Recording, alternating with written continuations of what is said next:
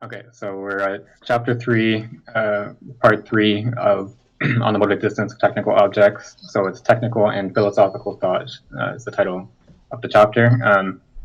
So we have seen the other portions of his philosophical anthropology, his genetic account of the different modes of existence. We've seen the magical mode of existence, which splits into technics and religion.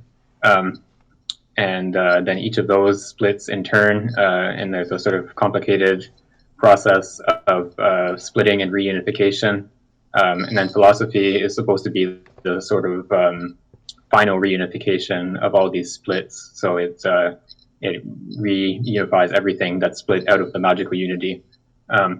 So then this chapter is going to be a sort of meta-philosophical chapter. He's going to be explaining what it is exactly that we're doing when we do philosophy.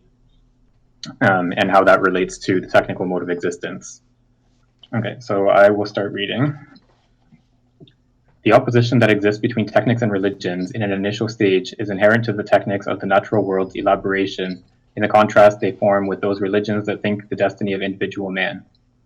But there is a second stage of technics and of religion. After the elaboration of the natural world, technical thought turned itself toward the elaboration of the human world, which it analyzes and breaks down into elementary processes and then reconstructs according to operational schemas, preserving the figural structures and setting aside the qualities and ground forces.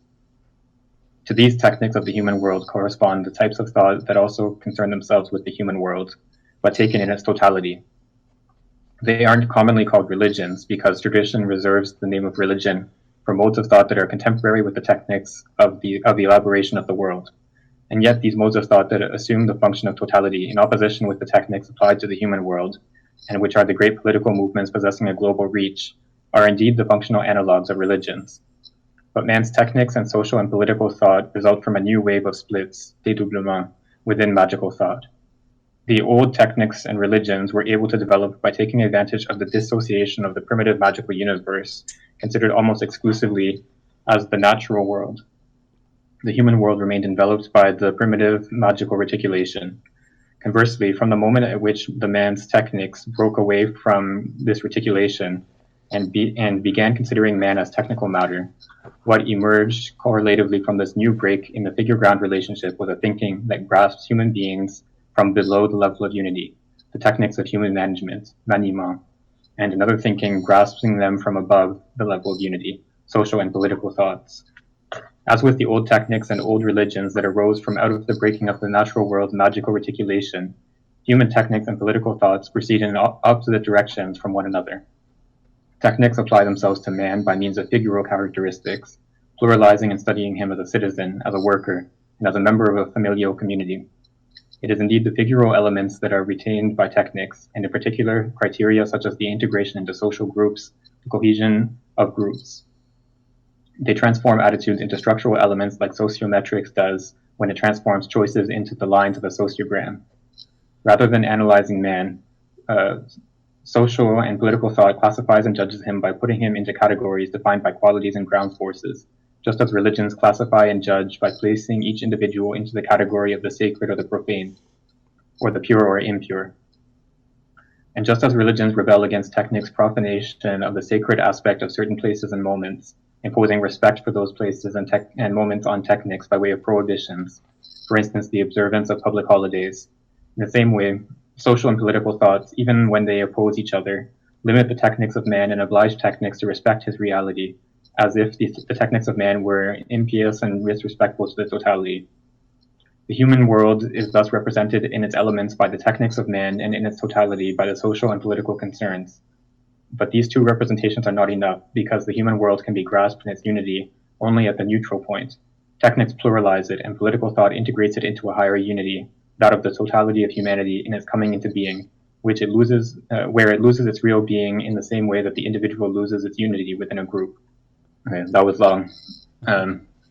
So there's a fair amount of material in that long paragraph. So we have here a second form of split into the, or a second stage of the split between techniques and religion. So everything we've seen so far, that whole process of splitting was one first stage that has to do with the relation with the natural world. And then now we're seeing a second stage where it's the relationship of human beings to the social world, or of human existence itself, the human world. And so there's a corresponding split within the human worlds between something like technics and religion, just as there is in the relation to the natural world. So what technics corresponds to, the techniques of the human world is what he describes as management of human beings.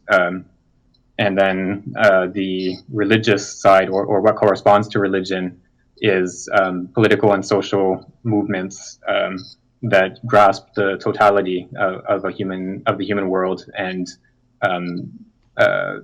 orient human beings towards that totality. So that's the sort of big picture of what this next chapter is dealing with, that human world. Yeah. What was that stuff about sociometrics? Because is this kind of like demographic analysis or something? Like, what does sociometrics mean? It's basically social network analysis. So it's like who interacts with whom in a given group, and you sort of derive things like charisma or influence by sort of modeling them almost like particles. Basically, it's like a form of analytic social science. Oh, okay, cool. Yeah, and I guess the sociogram would just be like a graph of all the connections between different people within an organization or institution or whatever it is. Yeah, and I think this approach, the sociometrics, is taken as a sort of example of, so it's like an instance of a broader approach to analysis of social order. So breaking social organization down into individual interactions and just analysis in general, like taking a social organization and breaking it down into its constituent parts. So that's the approach of the technical side of this split, whereas the quasi-religious side starts from the whole. It works at the level of the whole of the social order. So this is, big political movements or social movements that have like a vision for society as a whole, and try to implement that vision. There is something that throws me off in this new beginning. It looks like a new beginning for me, to some extent. I find it helpful to find certain rough historical correlates, and this applies to the last chapter with magical thought splitting into techniques and religion. So I can come up with anthropological equivalents, maybe history of the human species and so on, and it makes me think of ancient times necessarily. But here I find the references are more inclined toward some level of modernity, maybe, with reference to these more modern techniques, sociometrics, even bordering on some kind of Foucaultian realm of governance, human techniques, techniques of human specifically. That's what throws me off. And I also wonder, and this is the first page of this chapter, there is a place where he says the human world remained enveloped by the primitive magical reticulation. Whereas I guess techniques and religions went on their separate ways, but human world remained enveloped. So it didn't become anything. So I wonder what happened to the human world. It stayed suspended in that limbo or something.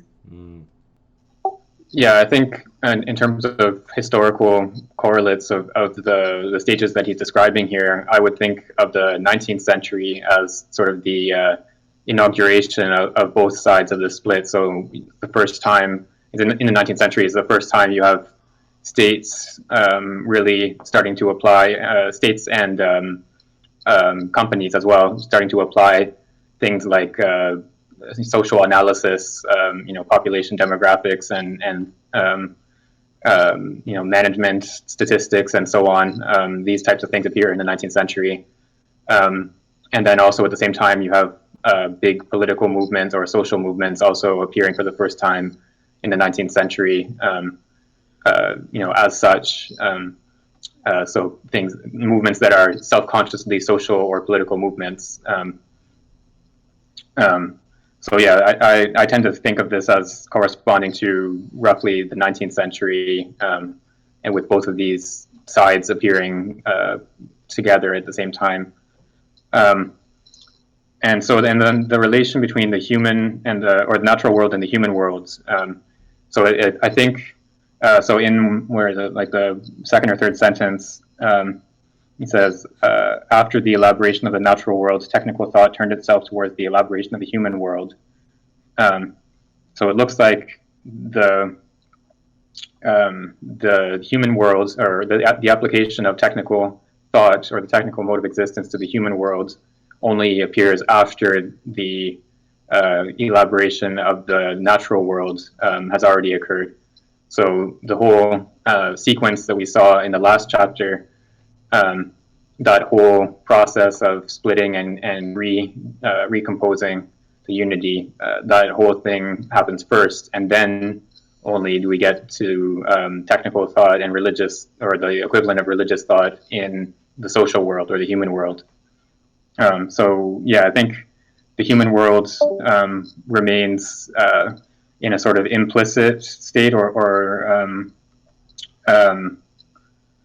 it's just something that's not an object of action in a conscious way. So human beings don't deliberately act in such a way as to change society or to work on society until we find these splits occurring into the technical and the quasi-religious mode of existence in roughly the 19th century.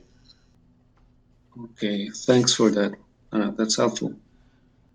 But of course, like to say that the human world remains implicit or is not a deliberate object of action doesn't mean, of course, that human beings are not changing their social worlds through their activities. Obviously, human societies change over time through human action, but the key difference here, I think, is that it's not. It's only when the split occurs that we start having action that is deliberately oriented towards changing human society or the human world as a whole. So it's only once that split occurs that we can start treating the human world as an object of our action. Okay, so if someone else would like to read, we can move on to the next paragraph, I think. However, the true level of human reality's individuation should be grasped by a thought that would be the analog for the human world of what aesthetic thought is for the natural world. This thought is not yet constituted, and it seems that it is philosophical thought that must constitute it. Aesthetic activity can be considered an implicit philosophy, but although aesthetic thought can apply itself to the human world, it seems unlikely that it would suffice to establish a stable and complete relation between man's techniques and social and political thought. Indeed, this construction cannot be isolated because the human world is attached to the natural world. Man's techniques emerged as a separate techniques the moment when the techniques of the elaboration of the natural world modified the social and political regimes through their rapid development. It is thus not only between man's techniques and social and political thought that the relation must be established, but between all the elementary functions and all the functions of the whole, les fonctions d'ensemble, including the techniques of man and the techniques of the world, religious thought, and social and political thought. Philosophical thought is appropriate for such an elaboration because it can know the coming into being of the different forms of thought and establish a relation between the successive stages of genesis, in particular between the stage that carries out a complete the break within the magical natural universe and the stage that carries out the dissociation within the magical human universe, and which is in the process of completing itself. Conversely, aesthetic thought is contemporary with each splitting into two, even if it were possible to create a new aesthetics between man's technics and social and political thinking. A philosophical thinking and aesthetics of aesthetics would be required in order to attach these two successive aesthetics to each other. Philosophy would thus constitute the high neutral point of the coming into being of thought. I hate to say it, but this paragraph is slightly obscure for me, especially the section on an aesthetics of aesthetics. Yeah, I think we can go through it sort of in order as the different concepts are introduced, and hopefully we can make some sense of it. So I think the first thing to notice is that he uses this term individuation here in the first line of the paragraph. It's individuation is not a term that has really come up that much in this book, but of course it's the key word of the other his other big book, and here he's specifying individuation as sort of the end point or the result of this process that we've been following through the last few or through the last chapter and into this one. The true level of human reality is individuation. And this is something that would be grasped by something that is beyond the split, or that reunites the split between the technical and the religious side. So it would only be after the split that individuation is possible as a result of that secondary unification. And he also points out in the next sentence that this mode of thought that would perform this reunification is not yet constituted. So it's something that doesn't yet exist in 1958 or whenever he's writing this. So we're still at the level of the split between the technical and the religious side in the human world. So philosophical thought has a project or a task of performing this unification and bringing about this new mode of thought. Right, okay, yeah, so when it says man's technics here, so it says man's technics emerged as a separate technics the moment when the techniques of elaboration of the natural worlds, etc. So man's technics there, I think, should rather be translated as the techniques of man. So it's the techniques that operate on human beings. So that first side of the split. So it's not the techniques that belong to human beings, because all techniques belong to human beings, but it's the techniques that operates on human beings. So social techniques, or whatever you want to call it. This has been kind of in the background of my thinking lately. Kind of curious strain of thinking in a lot of philosophical tradition and contemporarily as well. There's this departure between whether or not people want to distinguish between the natural sciences and the human sciences, or if they see them contiguous in some way, or how they argue for a difference or a similarity in this way. Yeah. I was wondering if what is in this paragraph is a stance on this kind of differentiation about kind of like the investigation into the natural world versus the human world as being kind of categorically dissimilar, or if it's not as strong as that, or if it's even related to that, or what y'all thought about that?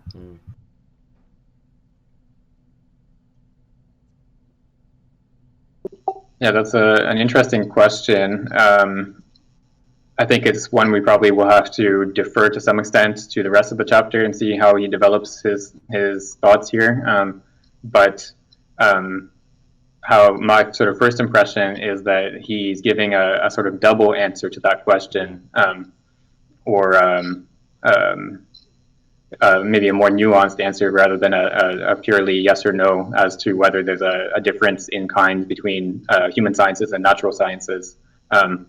Because so at a first level, he's giving like a very strong split between the modes of existence that have to do with the natural world, and then a whole new genetic series of modes of existence that have to do with the human world. So we have a sort of, at the first level, we have a very strong distinction between the natural world and the human world, and the various modes of existence that have to do with each. But then at a second level, I would say that because the same sort of structure reappears in both spheres, so we have the same split into a figural reality and a ground reality, or a parcellizing function, like a function that particularizes, and then another function that has to do with the whole. Anyway, it's the same structure in both spheres. So it seems as though the human sciences would have a similar relationship to human techniques and these social movements as the natural sciences do with the techniques of the natural world and religion, as we saw earlier in the previous chapter. So I think there's a sort of double answer, and there's like a first level of a very strong distinction between the two spheres, and then a second level, there's a correspondence of structure between the two spheres. Yeah, that's great. That's great. That's a really interesting answer. That actually is. I can understand what you mean by that, because it does seem like both there's the implicit sense in which they're separate enough to draw the distinction, and then there is the kind of resolution of the distinction in, like, what he says, that this construction cannot be isolated because the human world is attached to the natural world. It seems like he's trying to draw an argument towards their a commensurate account of them, and so in this regards. So yeah, I guess we'll see what happens. But have we figured out what's going on with the aesthetics of aesthetics? Right. No, we haven't gotten to that point yet. So we haven't really talked about aesthetic. Oh, sorry. Go ahead. Well, yeah, and also just to presage that slightly, and also the line aesthetic activity can be considered an implicit philosophy. Maybe that has something to do with how aesthetics of aesthetics make sense. Yeah, I think it does. So aesthetics, so in the last chapter, when we had the whole genealogy in the sphere of relations with the natural world, aesthetics played the role of, or the aesthetic mode of existence played the role of reunification of the technical and the religious spheres. And so he's pointing here to the possibility of a similar form of aesthetic thought in the sphere of the human world. So something that would reunify the techniques of the human being and social and political movements. So something that would be the unification of those two sides. So insofar as aesthetics carries out that unification, it is playing the role that philosophical thought is meant to carry out, but not in an explicit way. So it's doing it implicitly, because it doesn't.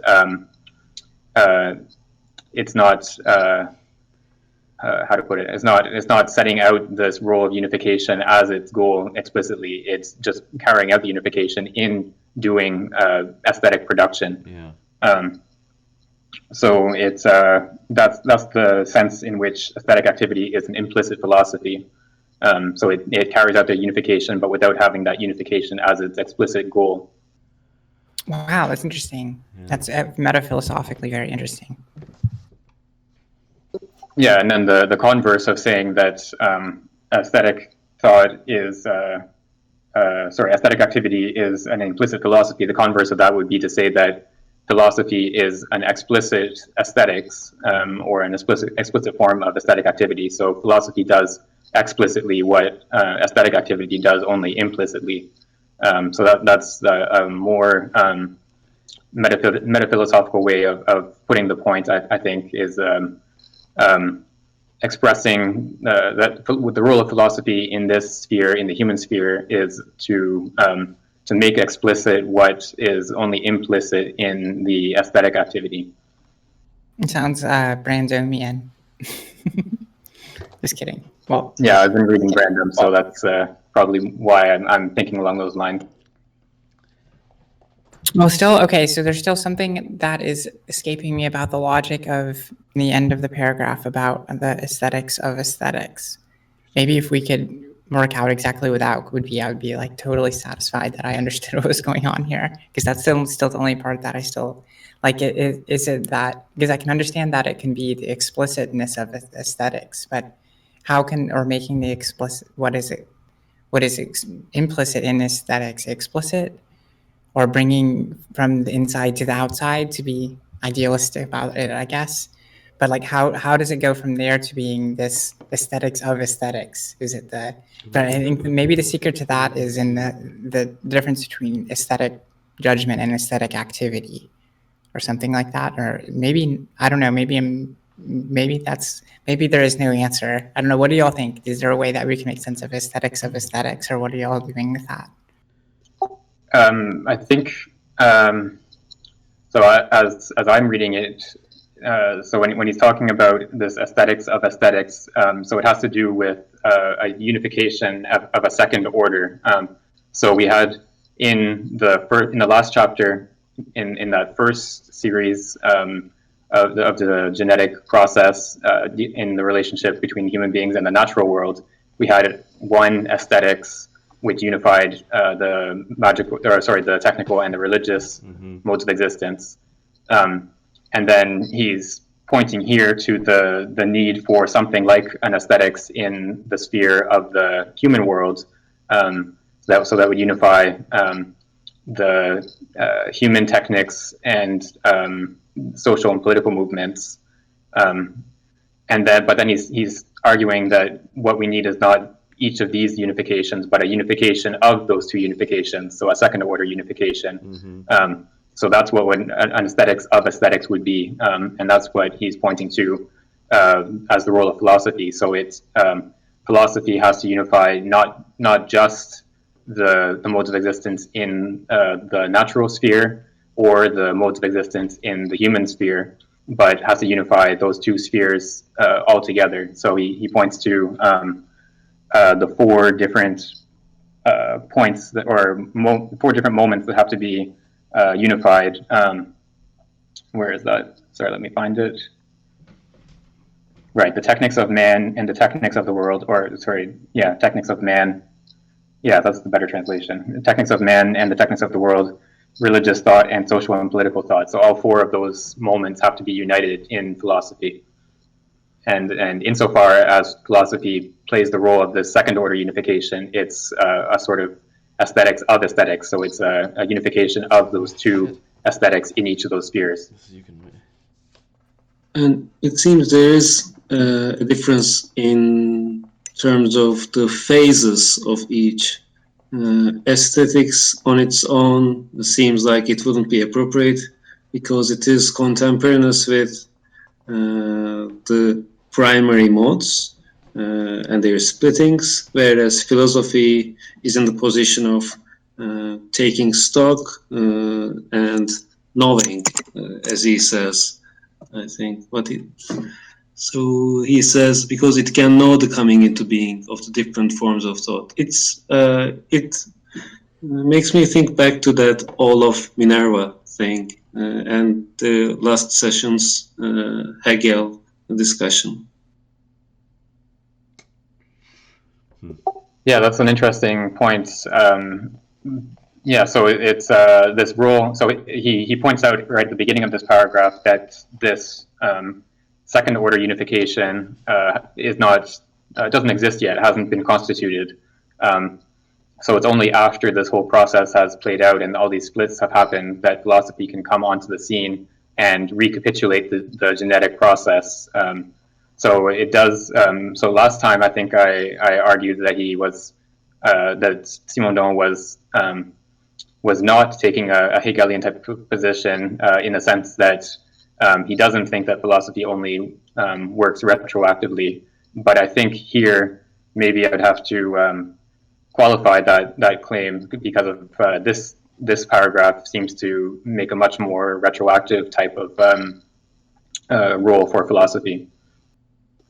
But I do think still that the genetic process, as it is carried out in philosophical thinking, is he wants that process to be identically so it's the same process as the actual genetic process itself. So it's not just a reflection in our thought of a process that exists outside of our thought. It's philosophical thinking carries out that genesis itself.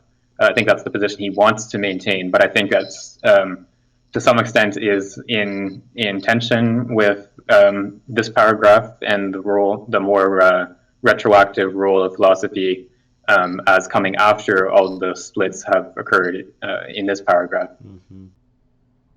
Okay, so I think we can go on to the next couple paragraphs. There's one short one and then one longer one we can read together if someone else would like to read. The philosophical effort thus finds itself faced with a unique task to be accomplished, the search for unity among the technical and non-technical modes of thought, but this task can take two different paths. The first path would consist in preserving aesthetic activity as a model and to attempt to bring about an aesthetics of the human world so that the technics of the human world may encounter the functions of totality of this world, the concern with which is the animating force behind social and political thought.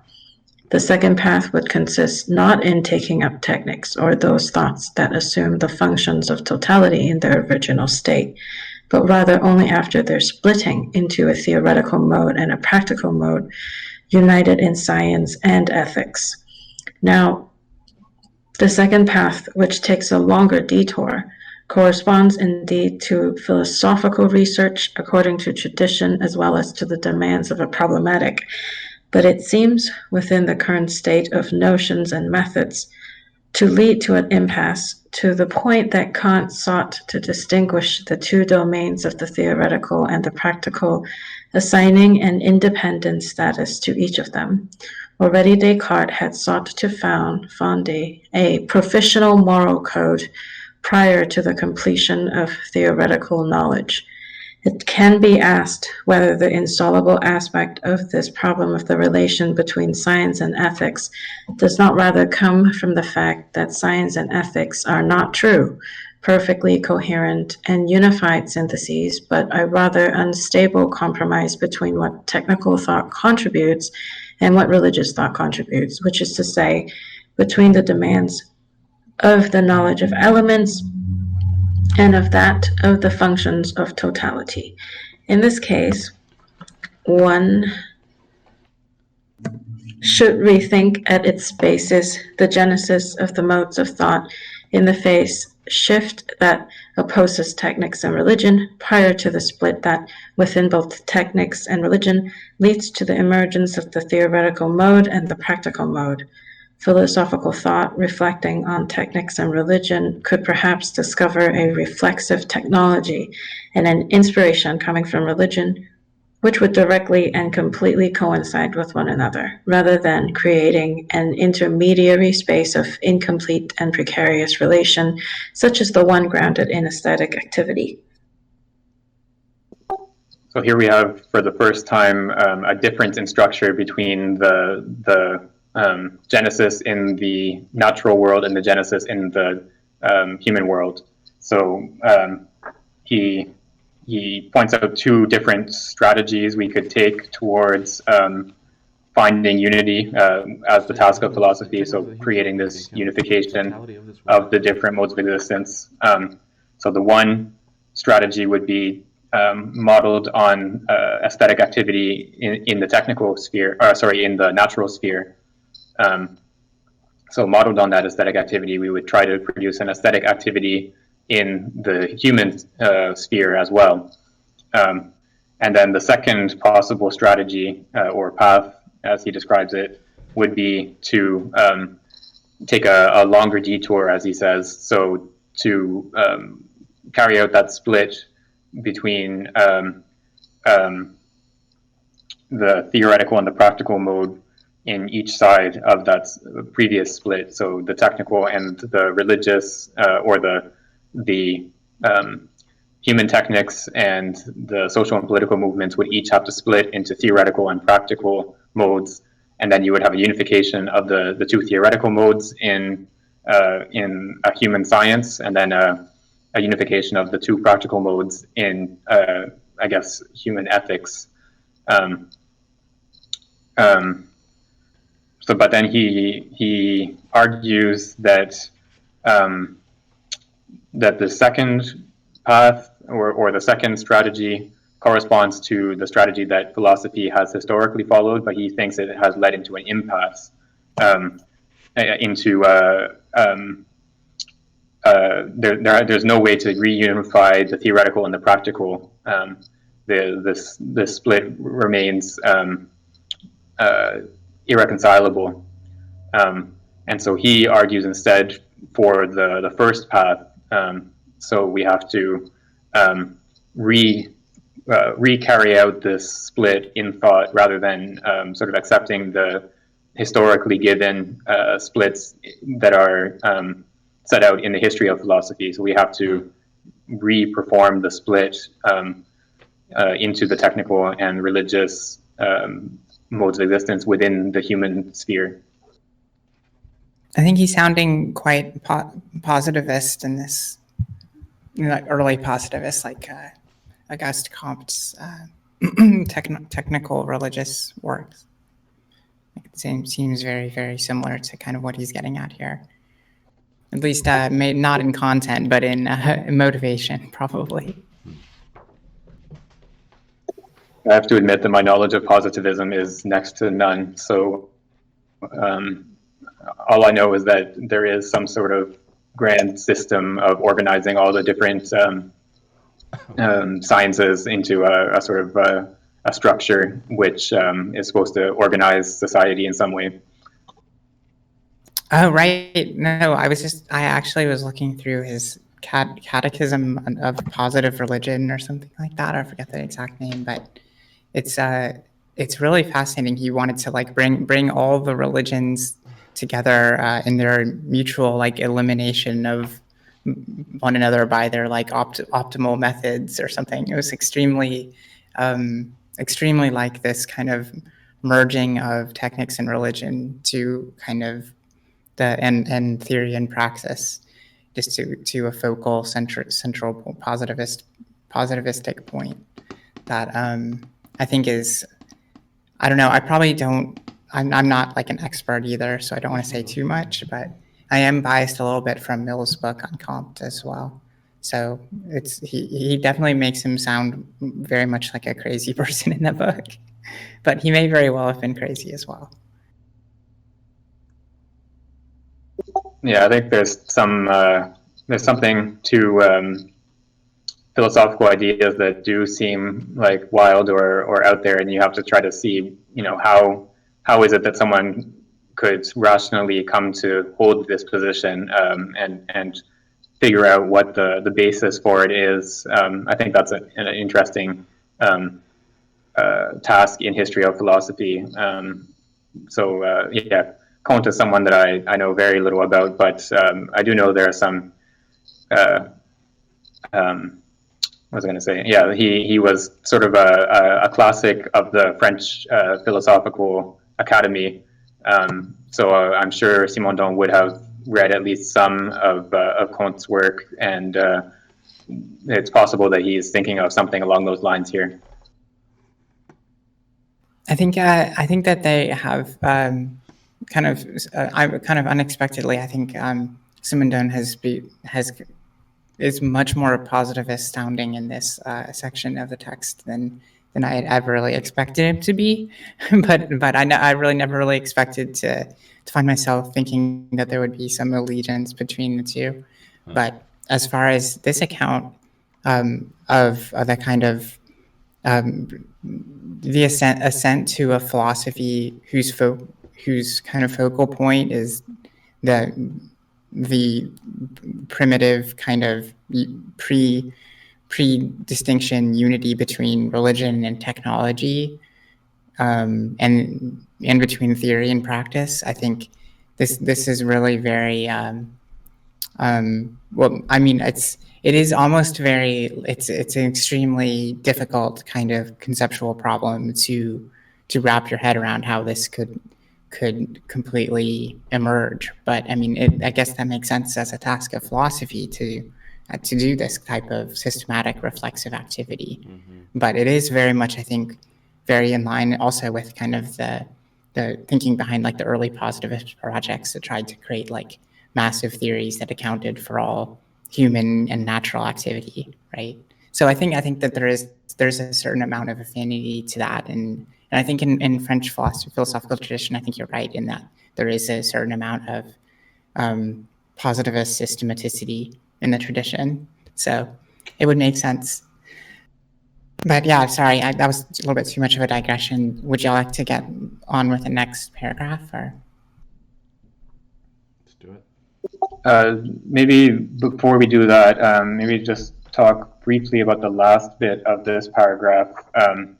So he rejects the this second strategy or the second path that would take this detour through the split into theoretical and practical modes. And so what he's arguing for instead is, so he says, in this case, one should rethink at its basis the genesis of the modes of thought in the phase shift that opposes technics and religion prior to the split that within both technics and religion leads to the emergence of the theoretical mode and the practical mode. So philosophical thought should reproduce the split rather than accepting the historical categories of philosophy, such as theoretical and practical thinking. It should start from before that split and reproduce the genetic process. And this is what he would call a reflexive technology. And remember, of course, technology for him means the science of technics or the study of technics rather than technics itself. Right, so you reproduce the split and then it makes possible for individuation, like in the last paragraph, individuation is the term. Yeah, so I think individuation is what happens once you reunify that split. So the human world is individuated once the split into human technics and social and political movements is reunified. Then the human world is individuated. It consists in a self-contained individuality. Okay, so I think we can go on to the next paragraph if someone else would like to read. This relation would be at once theoretical and practical, taken prior to the split into the theoretical mode and the practical mode. It would really and completely fulfill the role that aesthetic activity only partially fulfills, seeking to integrate technics and religion. Here social and political thought is considered as being of the same order as religion and capable of being treated like it, into a unique world that is both natural and human. For this integration to be possible, technical thought and religious thought would have to be at the level of unity and no longer lower or higher than unity. The structures of plurality and of totality would have to be replaced by a network of analogically connected units. The condition for this discovery is a deepening of the sense of technics and of the sense of religion that would lead to a reticular structuration of technics and religion. Technics and religion can coincide, not in the continuity of their content, but through a certain number of singular points belonging to both areas, and by establishing a third area through their coincidence, which is that of cultural reality. Okay, this is a good explanatory mechanism here, I think, to understand what's been going on. The way I'm reading this, at least, there seems to be kind of a an account of a re-religiousization of technics and a re-technicization of religion. So kind of, and this is what I'm relating to, like the reticular structuration, or does that make sense to y'all? Mm-hmm. Yeah, sorry, just a sec. Yeah, the reticular structure is sort of his keyword for the magical universe. The magical universe is the one that's structured like a network of key points. So I think he's pointing here to that role of philosophy of going back to that primitive unity and re-performing the genetic split. So insofar as philosophy does that, it can recreate a universe that is structured in the form of a network. Yeah, that's another thing I didn't understand, the network of analogically connected units. Yeah, that bit is a little bit obscure to me as well. What I would say is that analogy is something that he connects the concept of analogy with his technical term transduction. So he argues that transductive thought is what is valid in analogical thinking.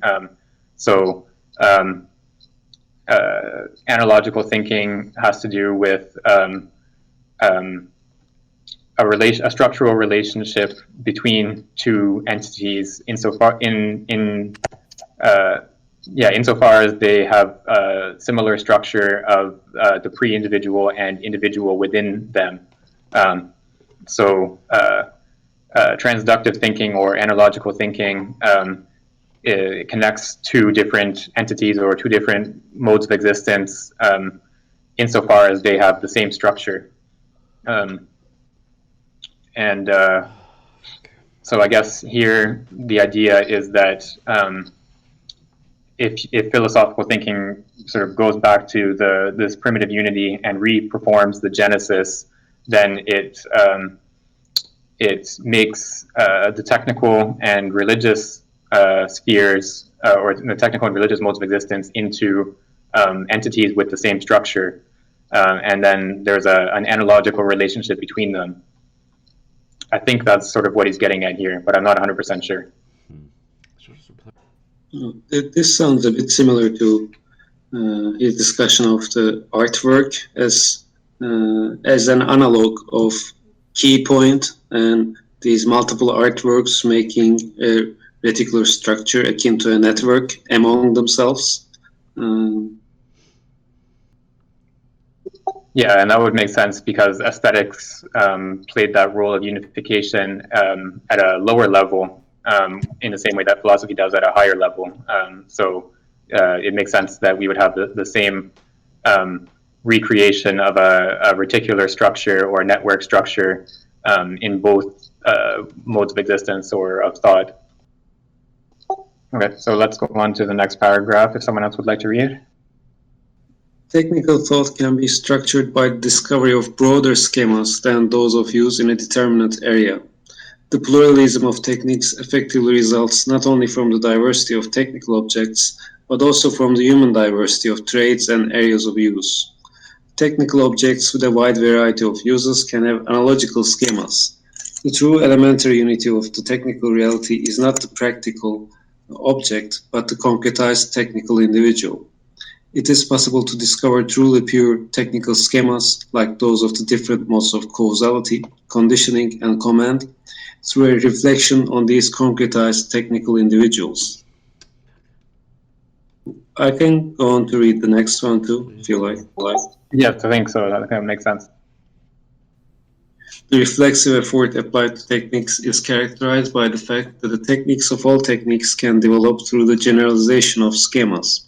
Just as the pure sciences are defined, one can imagine founding a pure techniques or a general technology that will be very different from the theoretical sciences whose applications are translated into techniques.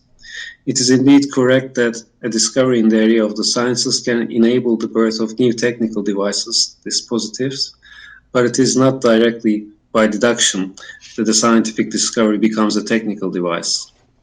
Scientific discovery provides new conditions for technical research, but the effort of invention must nevertheless be exerted for the technical object to appear. In other words, scientific thought must become an operational schema or the base for operational schemas. What one would call a pure technology resides, on the contrary, at the intersection of several sciences and traditional technical areas distributed among several occupations. Thus, the schemas of circular action and their diverse regimes are not the property of any specific techniques. They were first noticed and conceptually defined within the techniques related to the transmission of information and automatism, because they play an important practical role within them. But even before this, they had already played a role within techniques such as thermal engine technology, and Maxwell had already studied them theoretically. And yet, every thought whose content covers a plurality of techniques, or at the very least applies to an open plurality of techniques, exceeds for that very reason the technical domain. Certain processes included within the functioning of the nervous system can be thought of through schemas of recurrent causality, as well as certain natural phenomena. The schema of relaxation, for instance, is always identical to itself, whether it is applied to a technical apparatus, to the functioning of an intermittent fountain, or to the phenomenon of trembling in Parkinson's disease. A general theory of causalities and of conditionings exceeds the specificity of a domain, even if the conceptual origins of this theory come from a particular techniques. The schemas of a generalized technology therefore rise above the distinct technical object.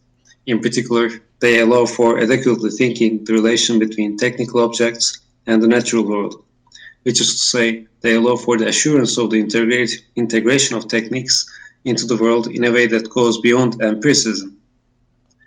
The technical object, placed into the middle of a body, fascia, of actions and reactions whose interplay is predicted and can be calculated, is no longer that object separated from the world, resulting from a break within the primitive structuration of the magical world. The figure-ground relation, broken by technical objectivation, is once again found within general technology. Because of this, the technical object is invented according to the media into which it must be integrated, and the particular technical schema reflects and integrates the characteristics of the natural world. Technical thought extends itself by incorporating the demands and the mode of being of the media associated with the technical individual.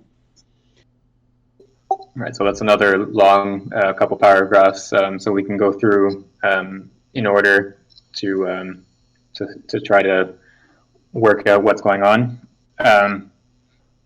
So this whole section, this whole paragraph that we read has to do with what he mentioned in the last paragraph right at the end. So where he said, for this integration to be possible, technical thought and religious thought would have to be at the level of unity and no longer lower or higher than unity.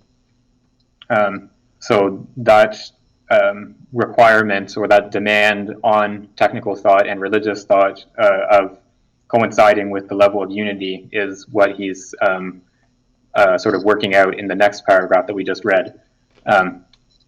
And so this is what he means by the deepening of the sense of technics and of the sense of religion. So that deepening of the sense of technics is the development of this technology, this general technology, so a science of technics, which doesn't coincide with a theoretical science or with a practical science, but it has to do with the schemas of operation of technical objects. So where is that? So that's why it's a technics of all techniques, because it incorporates all the different schemas of action of different technical spheres, regardless of where they fall into the economic division of labor. Yeah, there's a lot of interesting stuff in these two paragraphs. Yeah. Especially, I'm thinking I always am like a fly to the light, but the technics of technics part. It seems like the A of A characterization is going to be applied to different areas of judgment as following from the reflexivity afforded by philosophical judgment or philosophical thinking, right? Yeah, we saw how philosophy plays the role of the aesthetics because it carries out a second order unification in the way that aesthetics carried out a first order unification. So here, the technics of technics is not philosophy itself, but it's a precondition for philosophy. So it's this reflexive technology or general technology or pure technics. He uses all these terms synonymously, I think. This would be this deepening of the technical, of the sense of technics, is a precondition for philosophy to be able to unify it with the religious sphere or the social and political movements side of the split. So it's this. I think you're right to say that this A of A structure always has to do with a reflexivity in whatever A is. Yeah, I wonder if there's going to be a religion of religions or something along those lines. I can't wait to see what he does with that. Yeah, I don't remember either, so we'll have to keep our eyes open for that. It's also probably worth mentioning that a lot of the examples that he's drawing on in this paragraph of these schemas of operation are drawn from cybernetic theory. So especially the concept of feedback, it was a central concept of cybernetics. And this example of Parkinson's disease, the trembling in Parkinson's disease, I think it's from Norbert Wiener, if I remember correctly. And then the example of the thermal engine was a sort of a classic example in cybernetics. So the Watt governor that governs the output of a steam engine, and then Maxwell had studied the mathematical properties of that governor. And that was sort of like a precursor to cybernetics, and the cyberneticians pointed to that as an example of recurrent causality. So yeah, he's drawing on cybernetics here in this section, in these last couple paragraphs. Yeah, and I guess if we go back to the encyclopedic spirit stuff from way earlier, the cybernetic era is that in which is the era of the technological, which I believe he talked about as being the technics of technics, right? Yeah, I don't remember if he used the term technics of technics, but he characterized the cybernetic era as the era where information, where technical objects operate on information, or information is incorporated into the operation of technical objects. As opposed to like the thermal engine era, which did not, where the technical objects did not incorporate information into their functioning. So the cybernetic era involves this recurrent causality because it incorporates the information into the functioning of the process itself. I think this would be just an aside, but I find it interesting personally. These kinds of circular schemas borrowed from cybernetics are also used in coming up with speculations about the origins of life in research by people like Stuart Kaufman, I think.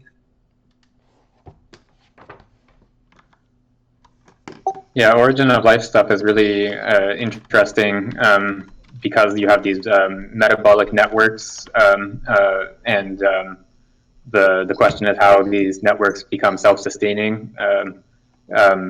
So yeah, there's definitely a lot of connections between cybernetic principles of circular causality or recurrent causality and origin of life and metabolic network studies and things like that, and far from equilibrium, thermodynamics. All these fields are sort of connected to each other. And we can also probably draw connections with Varela and Maturana and the concept of autopoiesis as being characteristic of life. So living beings are characterized by the fact that they produce themselves. So they sort of borrow a cybernetic concept to characterize life as such, and they use this, and this type of approach to what it is to be a living being is, I think, used in origin of life studies. And we see the technical object placed in the middle of a body of actions and reactions part. It kind of reminds me of the sort of thing Merleau-Ponty would be important for, like doing within phenomenology, is kind of furthering the embodiedness of phenomenological thinking, and the very, very many interesting implications of that, which I'll refrain from going into too much in detail, but there's a sense of like the body context to which I'm sure it seeped into him somewhat from Merleau-Ponty. Yeah, actually, I think body is not a great translation here of Faisceau. I think a better translation would be like a bundle, or like a bundle of action and reactions. Oh, okay. I think that makes a better translation. So it's so it's not a body in the sense of like a human body or something like that. It's a body in like an abstract sense, like you say, this body acts in the political sphere or something like that. So a bundle might be a better translation, I think. Okay, yeah, that makes sense. It did seem slightly awkward at first, so that makes more like a constellation of actions and reactions or something. That makes a lot more sense, I guess. Yeah, and then there's a question in the chat from Algman about engineering and how this fits in with Technics of Technics. And was this a post-Simondon emergence? So no, engineering pre-exists. Like engineering as a profession already existed at the time Simondon was writing. Engineering sort of crystallized around the turn of the 20th century as a separate profession with its own schools and professional bodies and accreditation and so on. So it already existed at the time Simondon was writing. But what relation does this general technology or Technics of Technics or Reflexive Technology, what relation does it have to engineering? I think he would characterize engineering as a practical science. So it always has to do with bringing about a certain effect, a certain desired effect, whether it's designing an engine to do something, or a bridge, or whatever it is. You're trying to bring about a certain effect. Whereas what he is describing here as general technics studies the schemas of operation in themselves without necessarily working to bring about a certain effect. And he points out early on in the book that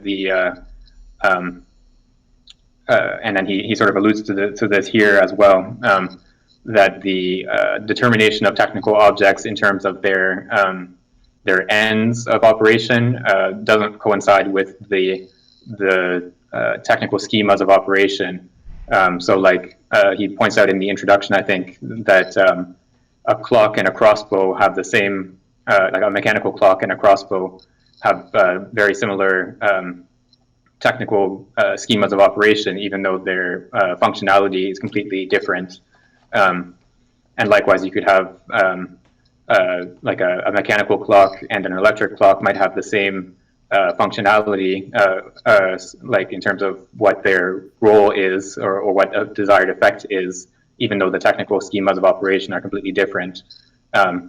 So the general techniques that he's pointing to would look at those technical schemas of operation rather than looking at the desired effect to be brought about as engineering does. Yeah, I remember months ago talking about like the sandbox idea about methodological necessity or possibility, I guess, or open-endedness, I guess, methodological open-endedness. I don't remember precisely what section it was, but I think that this was a big theme, especially earlier in the book. And I also think that the distinction between like the theoretical and the practical for the engineers, I think most is probably clearest in the difference in the approach between engineers and non-engineers to mathematical questions, and how the resolution to the differences in these approaches have kind of can kind of give us a clue to the kind of reflexivity of generalized models, and more so Simondon's like metaphilosophical model here. Or should I say generalized schemas? That would have been more precise.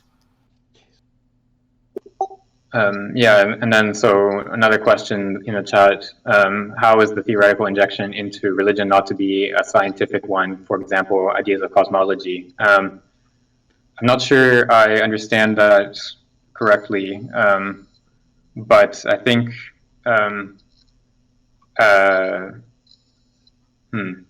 yeah, I'm not sure I understand the question. Maybe if you can elaborate a little bit more. Okay, so while we're waiting for that question, I think we can go on to the next paragraph, and then we can maybe come back to the question afterwards. So I can read. So we're at the bottom of 227. Thus, to the extent that a polytechnic technology replaces the separate technics, the technical realities themselves, in their realized objectivity, take on a network structure. They are related to one another rather than being self-sufficient like works by artisans, and they are in relation to the world which they bind into the mesh of their key points. Tools are free and abstract, always transportable everywhere where one goes, but technical ensembles are true networks concretely attached to the natural world.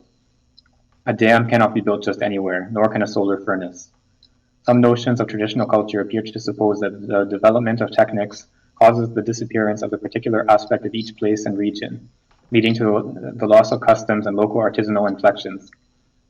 In reality, technical development creates a far more important and much more firmly rooted concretization than the one it destroys.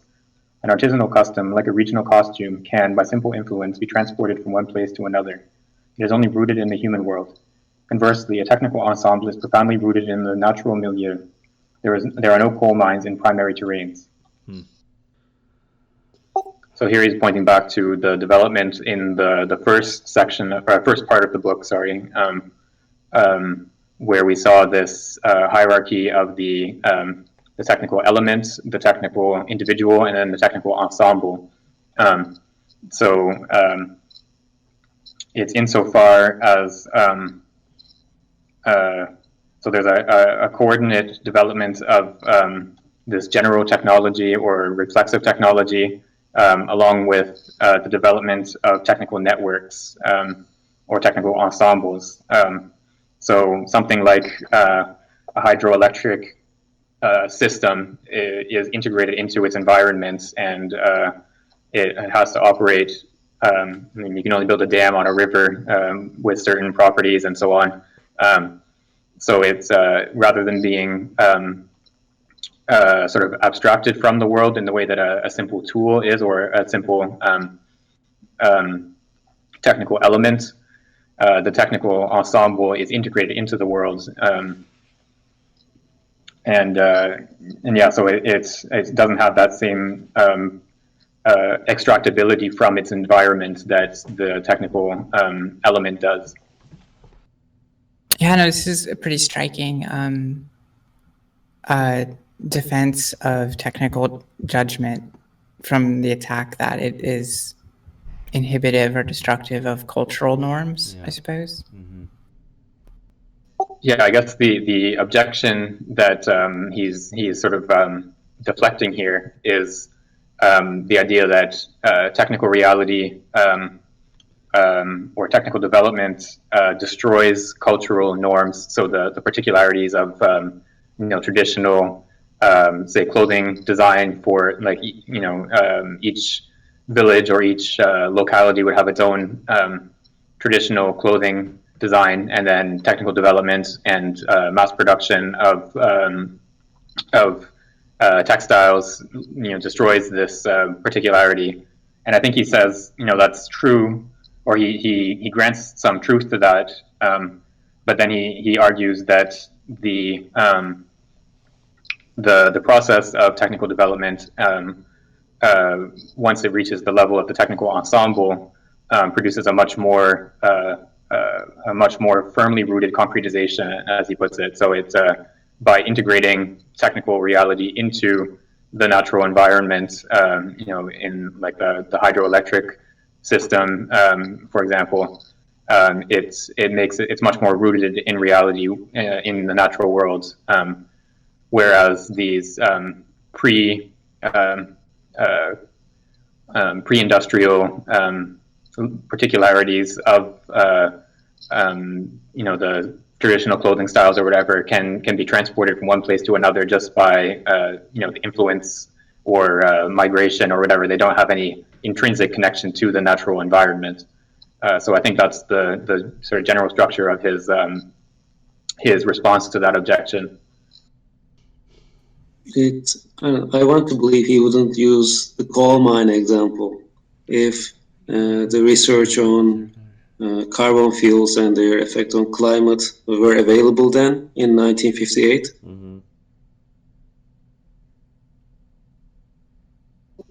Yeah, I mean, I don't think necessarily we have to assume that technical development is always going to be a positive in all respects for him. So he might still use that example, even knowing about global warming and greenhouse effect and so on. But I think maybe he would have chosen like he talks about the solar furnace here, which would, we can use a similar example for,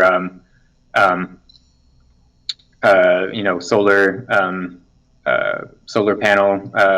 I'm forgetting the term, but there are certain places that are more suitable to have mass solar panel outlets.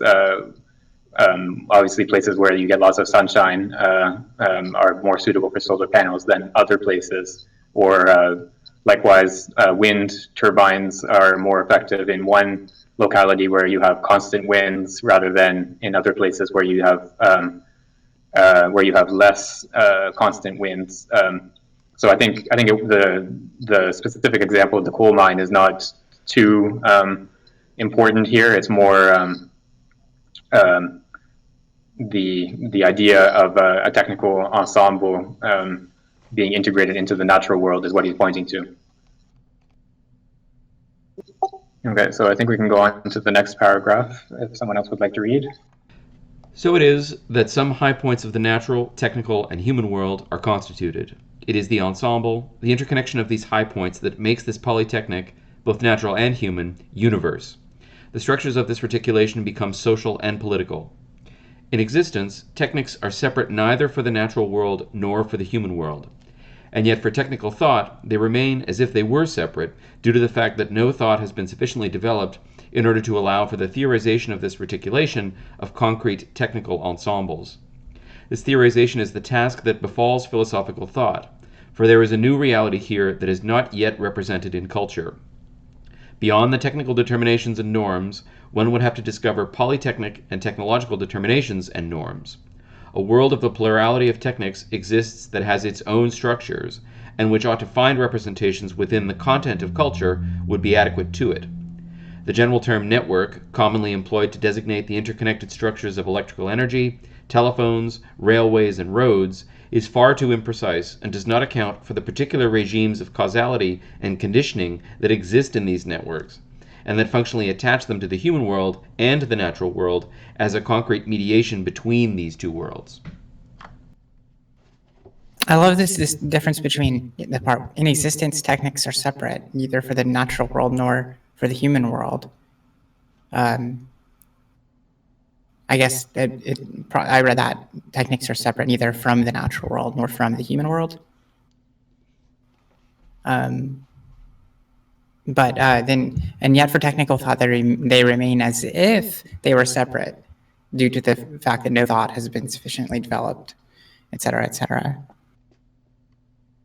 Yeah, in terms of just on translation, that line, you could translate it maybe a little bit more literally as in existence for the natural world and for the human world, techniques are not separated. Yeah, so I don't think what they wrote here is wrong. It's just maybe a little bit less close to the original. But yeah, so there's this. Yeah, the technical world or the technical existence is both human and natural. So in the sense that it has to do with human relation to the world. So it's not neither one nor the other in itself, but technical thought acts on the technical world, or sorry, on the technical reality as if it was separate. Mm-hmm. So there's that distinction between technics and what is in existence, technics in existence, I guess I should say, and technical thought are being distinguished there, right? So for technical thought, there is a bridge that hasn't been gapped because of no sufficient recapturing of primary originary magic, so to speak, right? The reticulation again. Yeah, and this, yeah, so he is distinguishing between techniques as they exist in reality, and then technical thought, which is the representation of those of that technical operation. And so it's only for technical thought that this separation between the human and the natural world subsists. And then in thought, we have to recapture that unity which already exists in reality. But it kind of remains that there could be some kind of, development of a thought that at some point, if it were to be sufficiently developed, could allow for the theorization of reticulation of concrete technical ensembles and kind of reestablish a primitive kind of unity, right? This idea. It seems very, very close to an idealist kind of perspective or something like that. I don't know. It's verging on it. It's like we haven't yet attained this sort of stage in knowing or something. Yeah, I think this next stage that he's pointing towards is what he had described earlier as the deepening of the sense of technics, or here he describes as polytechnic determinations and norms. So it's something that sorry, where is that? Yeah, so it has to do with the way that technical objects are integrated into this network and into the natural world as these schemas of operation, rather than the way that they operate as sort of detachable elements or tools, or the way that they're integrated into the human world through their functioning. Neither of those, but rather the general integration into the network of technical ensembles.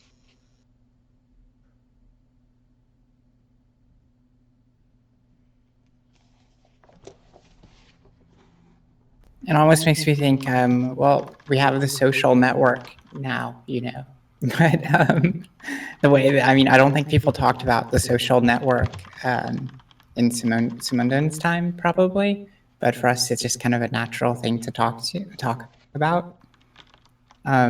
Of course, he did mention sociometrics earlier, so that would be kind of a rough account of that. But the way that he's saying, "Oh, network" is just way too imprecise, right? It's kind of interesting. More firmly rooted concretization. Is what is the, in the French translation, what is the network? Is that a word that points to network specifically, or like does it sound like network? Is it similar to the English term? So it's not similar to the English term. It's réseau. But it has the same meaning. Like we talk about réseau social as in a social network, and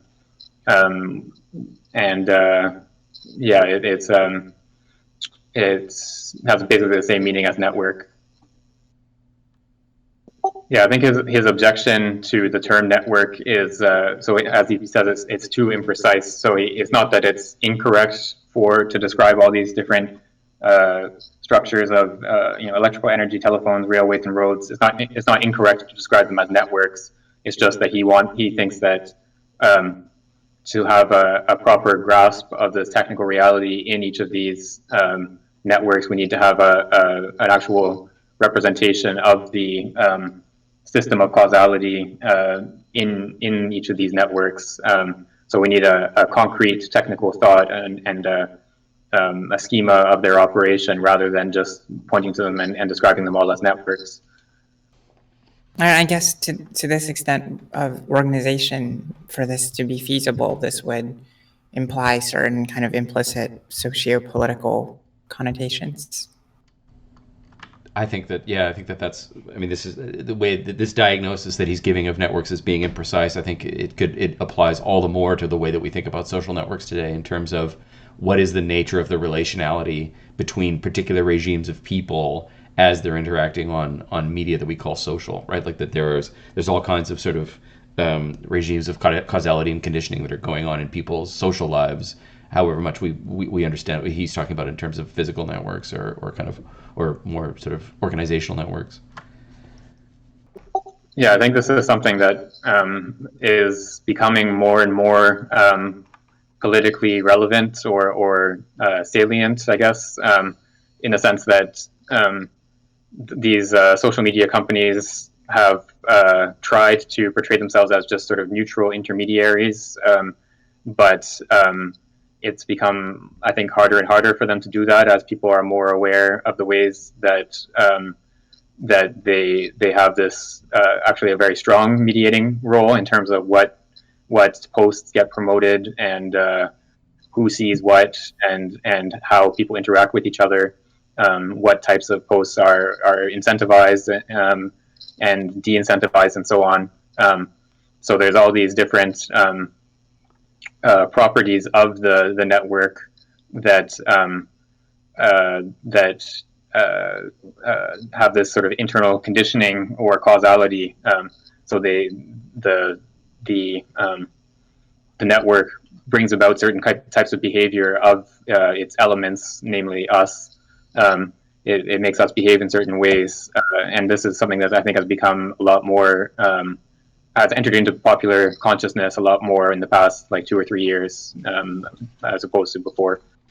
And also that we sort of tell ourselves a story about the relays between technics and religion in the ways that Simondon was talking about it too here, the way that we sort of connect theory and practice, the way that we connect sort of means and ends, and how we operationalize social behavior and then tell a sort of integrative story about it that, it puts me in mind of someone like Habermas, for instance, talking about communicative rationality as a way of sort of giving us sort of secularized quasi-religious view of what the integrative operations of a media technology like social media would accomplish, and providing an ethics for it as well. All right, so I think we can go on to the next paragraph. That might be, we have a little bit of time, so maybe we'll read a couple more paragraphs. But if someone else would like to read from the introduction of adequate representations. I'll read. The introduction of adequate The introduction of adequate representations of technical objects into culture would result in the key points of technical networks becoming real terms of reference for the ensemble of human groups, whereas they currently are only key terms for those who understand them, which is to say for the technicians of each specialty. For other men, they only have a practical value and correspond to very confused concepts.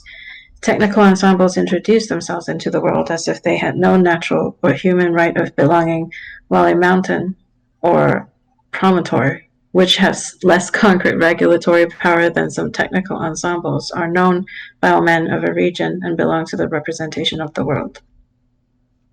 Maybe you can go on to the next paragraph too, because it's a fairly short one.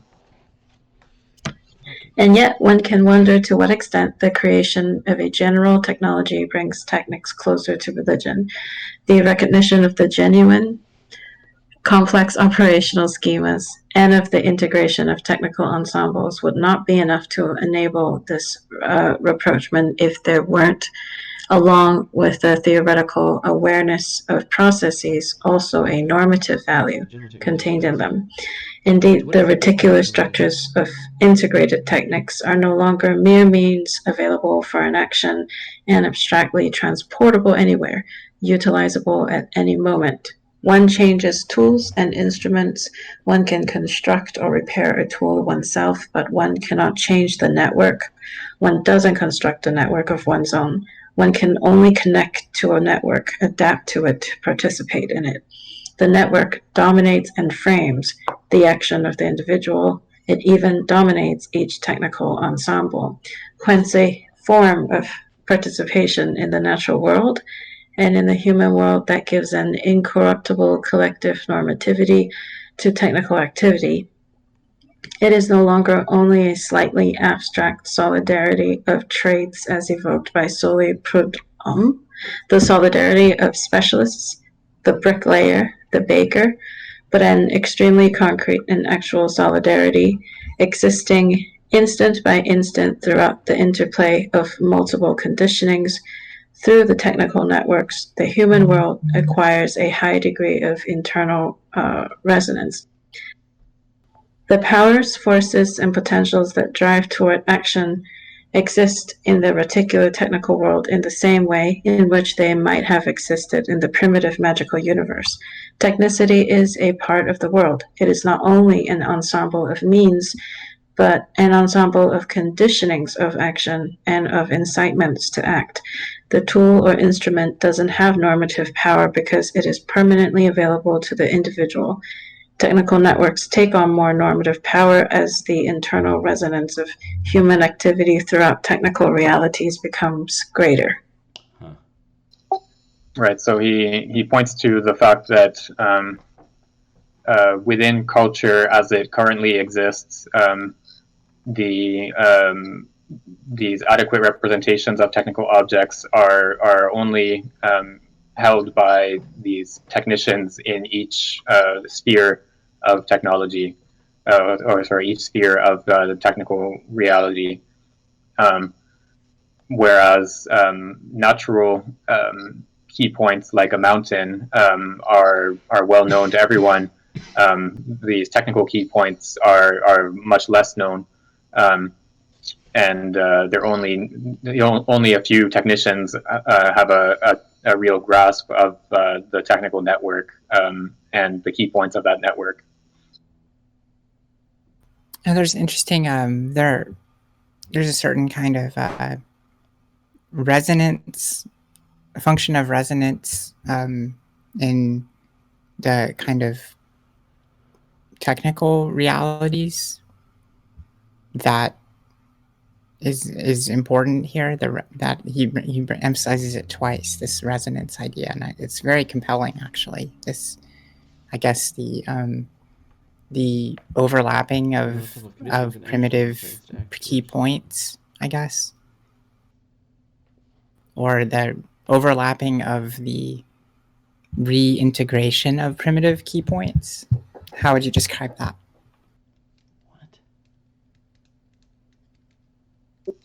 Yeah, this concept of internal resonance is something that was brought up way back in the first part of the book when he's talking about concretization.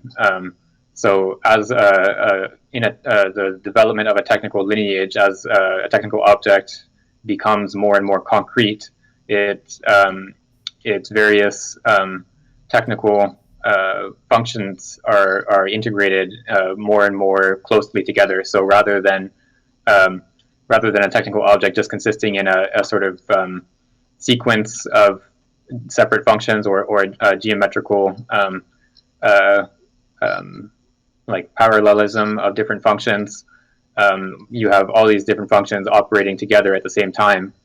Um, and he described that state of high concretization, or this plurality of functions. He describes that as internal resonance. So he's borrowing that term from the development of technical objects in that first part of the book, and he's reintroducing it here for the human world. He says through technical networks, the human world acquires a high degree of internal resonance. So it's insofar as so when the human world is operates using independent tools or technical elements, then each of those tools is sort of a self-contained operation. It can be repaired or produced by an individual. But then once the human world operates in technical networks, that network is greater than any individual, and it's all of the different functionings of individuals within that network coincide with each other. So the human world acquires this property of internal resonance in a similar way that the technical object does. And then he points right at the beginning of that paragraph and right at the end to the normative character of this technical network. So it's insofar as the technical network is something that surpasses any individual, that it imposes on us certain norms of action. And maybe imposes is the wrong word, because it's not something external to us. It's something that we constitute through our action, Yeah, right. But at the same time, it's the network incites towards certain types of action, and then would de-incentivize other types of action, or make possible certain types of action and make other kinds of action impossible, and so on. So it's in that sense that it has a normative character, and it's through that normative character that the technical thought will be able to be united with religion. It seems like a kind of cybernetic account of activism. That's kind of how I'm reading it, at least. At least that's in part of this paragraph. I'm not sure activism is the right word, but so we are going to see as we proceed here the way that this connects with social and political movements, which is what is playing the role of religion in the human world. So it's how to put it. So insofar as there is human action that takes the human world as its object, I think we can maybe describe that as activism in a broader sense. So it's human action that aims at bringing about a certain form of the human world as a whole. That we could describe that as activism. I'm not sure if that was sort of the idea that you were pointing towards or not. Well, I was thinking about particularly the ensemble of conditionings of action and of incitements to act. It reminded me of the kind of discourse surrounding activism and socio-political movements. So it makes sense that he would kind of parlay into that from what he's doing here. It's at least a foreshadowing to that. Yeah, so this is the sort of where the transition from the technical sphere to the religious sphere, or the social and political sphere, is going to happen, is through this normativity of the network. So yeah, that's where I guess activism in that sense would enter into the process. So not just activism in a very kind of historicized account of like certain important figures in, you know, the kind of heroism of activism, but the kind of ordinary sense of activism, I guess. Does that make sense? That would be kind of implicit here. I can kind of see that the account making sense in that way. Not just kind of like a special category of something which is peculiarly activist or entails like a certain agenda or something, the way that it's used often deliberately in a negative sense, but related more to a kind of animistic action from kind of groupthink, sort of, in a way. I don't know. And possibly that the networks could be kind of related to these resonance-induced kind of dominating factors, which have kind of command functions in over our motives and incitements and conditioning. So yeah, but I was thinking more so on the side of the incitements to act rather than the conditionings of the action. But I don't know. It'll be interesting to see how this works out. I don't know what I can say more about it from just this paragraph. So yeah, I think we're running out of time, but maybe we can read one more paragraph, which I think will point towards the how this network, the normativity of the network, points towards the role of social and political movements. So I can read the next paragraph. Right. However, the valorization of technical ensembles and their normative value entail a very particular form of respect, which has in view pure technicity in itself. It is this form of respect, founded on the knowledge of technical reality and not on the prestige of the imagination, which can penetrate culture. A large highway at the edge of a big city imposes this form of respect. Moreover, a harbor, the rail traffic signal regulation center, or the control tower of an aerodrome impose this same form of respect. The key points of a network possess this power insofar as they are key points, and not because of the direct prestige of the technical object they contain. So it was that the clock of the Paris Observatory about 10 years ago was slightly disrupted by the tumultuous visit of science students passing by it on their way to the catacombs. The uproar caused by this violation of the technical sacred was, at that moment, rather considerable. Now, if that same clock had been placed in a teaching laboratory and it had been intentionally set wrong in order to show the interplay of the self-regulation of its functioning, then no emotion corresponding to the violation of the sacred would have been felt. It is in fact because of the observatory's clock is the key point of a network that emits the time signals by radio, that its disturbance is scandalous. It is not because of the practical danger that this disturbance would have represented, because it is too small to be severe enough to lead to important errors by ships on sea. Oh, wow. Here we bear witness to a profanation, properly speaking, independent of the practical consequences it could entail. It is the stability of a system of references that is compromised. It is likely, by the way, that to have attempted such a profanation would not have occurred to humanities students, since for them the observatory's clock doesn't have the same normative value. It is not sacred because it is not known according to its technical essence, and is not represented by adequate concepts in their culture. These forms of respect and of disrespect manifest within the technicity that is integrated into the natural and human world, the inherence of values surpassing utility. Thought that recognizes the nature of the technical reality is that which, going beyond separate objects, utensils, according to Heidegger's expression, discovers the essence and reach of technical organization, beyond separate objects and specialized occupations. This is a great example for me to better understand what he means by norms. Yeah, I think norms here, so that they are not norms in the sense of moral values or something like that, but things that, I guess, structures of behavior or orientations of behavior. So in the same way that this clock in the observatory structures the network by sending out radio signals of the time that other that ships, for example, use in orientation and so on. So other technical networks have their own orienting properties that human behavior or technical behavior is oriented towards. And it's a really weird example. I'll have to. Do you know what the issue with the observatory's clock was and the controversy, etc.?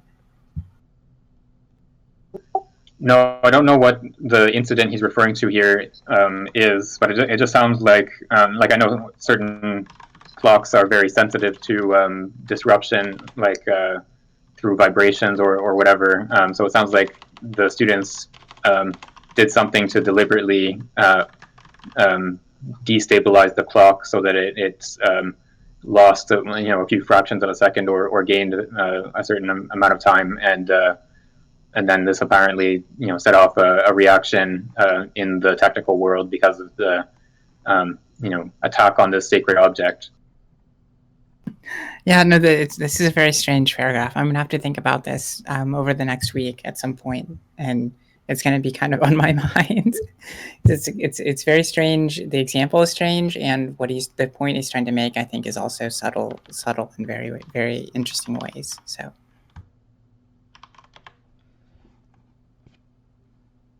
Especially when he talks about why this would not have occurred to humanities students because of the normative values. This is a strange statement. I'm gonna have to think about the whole kind of like the socio-political implications of everything going on here in this paragraph. I don't see that. I don't know. I think the reason for him why it would not occur to humanities students is simply that humanities students' behavior is not oriented towards this technical network,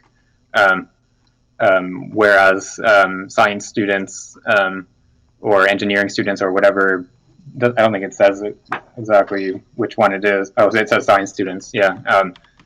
They understand or they have some relation with this technical network, whereas humanities students would not have that same relation with that network, and so they would just never. It doesn't have that value of something sacred to them.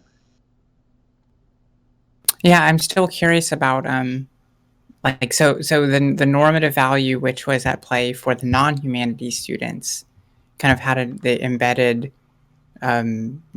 normative values that for the humanities students wouldn't have made sense. So in some sense, the analogy makes sense, but then it makes me wonder, like, what he's saying, kind of in that sense of that controversy over the difference between the natural and human sciences. For instance, like it's almost like there's almost, I want to figure out if there's like a next level kind of take going on here, rather than just an explanation of what he's saying directly, a kind of throwback to a implicit argument kind of against a similarity of thinking between the humanities students and the non-humanities students. I guess he is designating polytechnics specifically, so I'm gonna have to think about it and figure out exactly what's going on still. Don't overdo it. Yeah, I think I see what you're getting at with the relationship between the humanities and the natural sciences and what difference there is between them. But I think one aspect of that difference that he's pointing to here is that these technical networks remain only they're only represented for a few technicians, as he said in a previous paragraph, whereas the humanities students or humanistic thought in general doesn't have a concrete representation of the technical networks in which we live, so there's a certain gap between the two, which for him needs the culture has to fill that role. So philosophy has to bring about that new form of culture, which would integrate the two. You know, I do wonder if Simondon would think that humanities students, for some inherent reason, would be find the networks of generalized schematisms kind of inaccessible, right? This is kind of in the back of my mind. But you know, actually, now that I think about it, this might be something that he'll talk about as the book comes to an end here. It might address that very idea. So I have my fingers crossed. Yeah, I think we'll have to see how it develops as we keep going. And Berke has just posted a quote from earlier in the book about cultural education and the way that it doesn't integrate the didactic works unless they're from the ancient. So the way that culture is sort of anachronistic, it only incorporates outdated technical works and doesn't match the existing technical reality of today. So yeah, that's a shot at the humanities, right? That's a shot. Yes, he is critical of the humanities, but I think it's critical in the sense that they aren't living up to what they should be, in his view. Okay. Well, that's a positive note. So there's an open-endedness. So it could be that the humanities could come into kind of philosophical unity with the cyberneticists, I guess, right? Yeah, I think he's not saying that humanities are something that should be rejected or something like that. He's saying that they are not fulfilling the role that they should fulfill by integrating these technical schemas of operation into culture. And so he sees the task of philosophy as bringing about that integration, which has not been achieved so far. Well, it sounds like a great place to call it quits until next time. What do y'all think? Yeah, we're just at about 2 hours, maybe actually a little beyond 2 hours. So yeah, I think that's a good place to stop. I'm gonna do some. I have access to my video editing system again, so I'm gonna start doing more stuff probably later today. I'm gonna fill out a few old episodes, so that should be progressing a little bit more quickly than it has been. Cool, sounds good. Yeah, so thank you everyone for joining. We had a few new, or not necessarily new, but people that haven't been here for a little while. So it's nice to see some familiar faces or avatars at least. And so I'll see you all next week.